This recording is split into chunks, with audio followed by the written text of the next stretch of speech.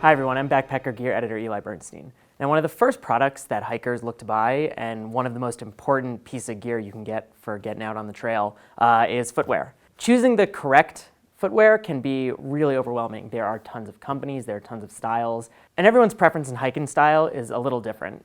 But here's a good way to start narrowing down what you're going to look for in a hiking boot or shoe. So the first thing you want to do is to decide what type of boot or shoe that you want. Now, generally you can separate hiking footwear into three major categories: high top hiking boots, low top hiking boots, and trail running shoes. Now, with a higher cut hiking boot like this Salomon boot, its higher cuff is going to give you a lot of stability if you're on rocky terrain, uneven terrain, or you're underneath a heavy pack and you're worried about wobbling a little.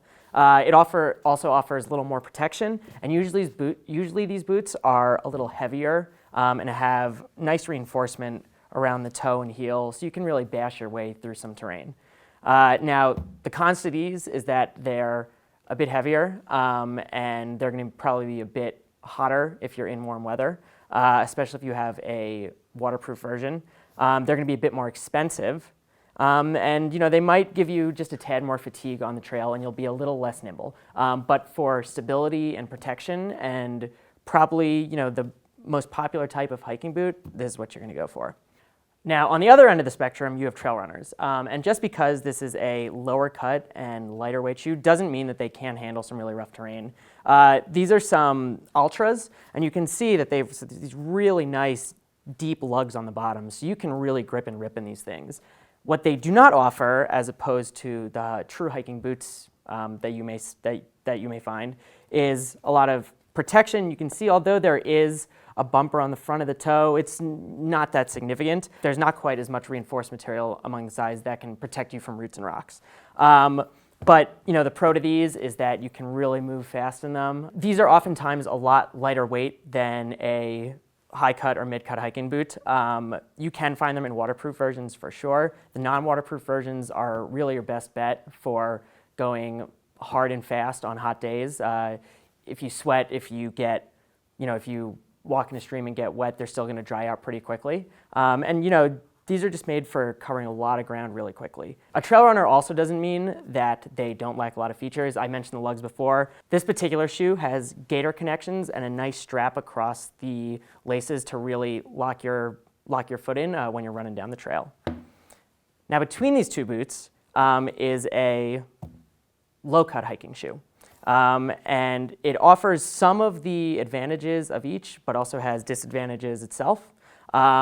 If you want to free your ankle more, get a little more mobility as you're walking, it offers a lower cut than a regular hiking boot, so you can have a little bit more freedom around the ankle. It offers more protection than a trail running shoe usually, and usually has a little beefier midsole and outsole, so you can carry pretty decent loads in this.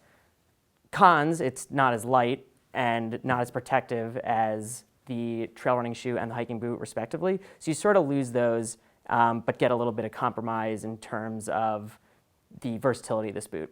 It's also generally going to be less expensive than either of these guys. Now, of course, all of this is dependent on the terrain, the type of trip, and what type of hiker you are. If you are walking fast and want to cover a lot of miles under a light pack, and you don't mind the decreased protection and perhaps lack of waterproofing, you can go with the trail runner. If you sort of want an in-between in terms of protection and stability and the ability to carry a lot of weight, go with a low-cut hiking boot. If you really want the full package and want protection, the ability to schlep a really big load, and you don't mind the extra weight on your foot, go with a high-top hiker.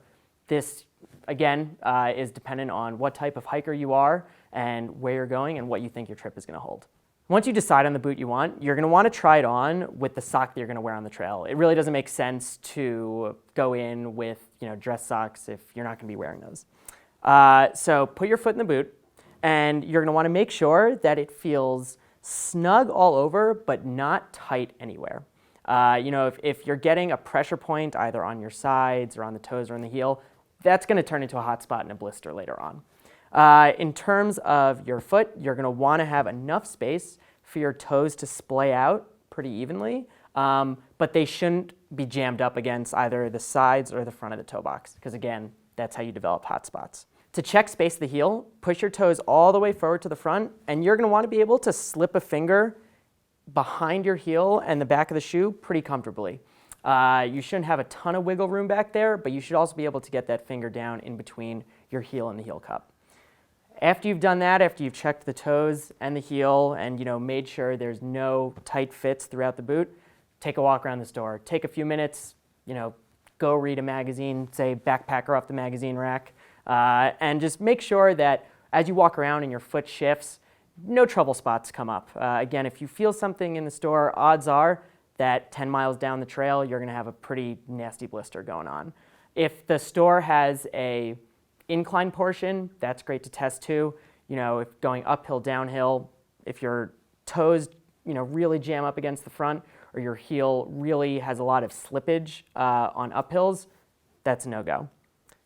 Once you have all that stuff fit, that's probably the boot you want. And I should note that you should not break in boots on the first day of a week-long backpacking trip. Try to do it on a shorter hike, or you might be stuck with a bad time.